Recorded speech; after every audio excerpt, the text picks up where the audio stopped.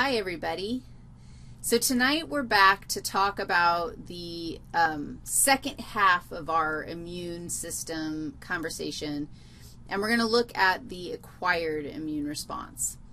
In the last lecture, we did innate immunity, and these were responses to foreign invaders or pathogens or antigens that were very generalized responses. The acquired immune response is very specific. It's very slow. I mean, it takes a while to ramp this thing up. Once we ramp it up, it's not messing around, and we can do some serious damage with the acquired immune response. But it does take us a while to do it. The acquired immune response has memory. It remembers if it has been exposed to a pathogen, a specific pathogen before, and because of that, you often actually don't get a condition twice.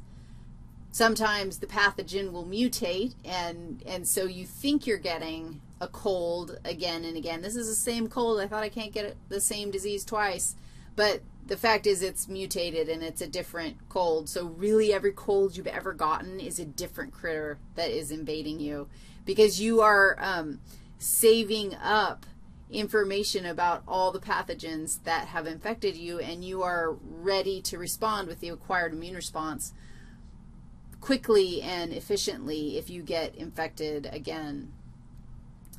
The acquired immune response is mediated by lymphocytes. Now, we had one flavor of lymphocyte in the innate immune response, and that was the natural killer cells.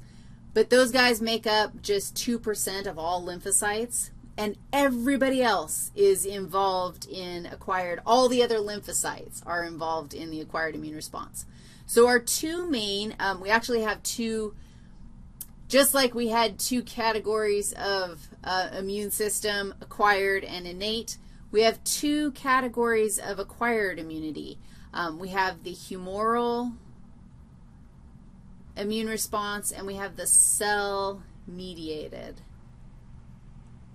immune response. And these are like branches of acquired immunity. They have things in common.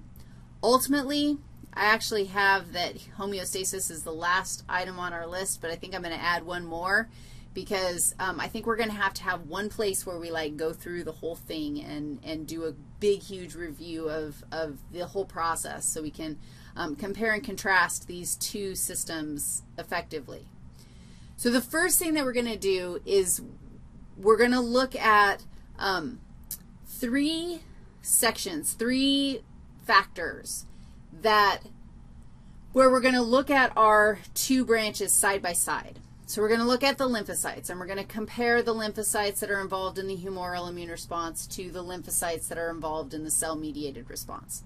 Then we're going to look at how the lymphocytes are educated, how they go through their maturation process. They do go to school, and not very many of them graduate. So we'll compare and contrast the way that our two types of lymphocytes are sent to school. And then we have to talk about MHC again. We talked about MHC1 in the last lecture. We talked about how it was present on almost all cells except for red blood cells. In this section, we're going to talk about the role that MHC2 carrying cells play in this whole process, and then we'll dive in. After we've got all those like general tools, then we'll dive in and look at each branch individually. I'd like to probably do a summary of all of it, and then we'll look at how the immune system relates to homeostasis. So it's a big, dense amount of content, and why don't we get started then? Aight.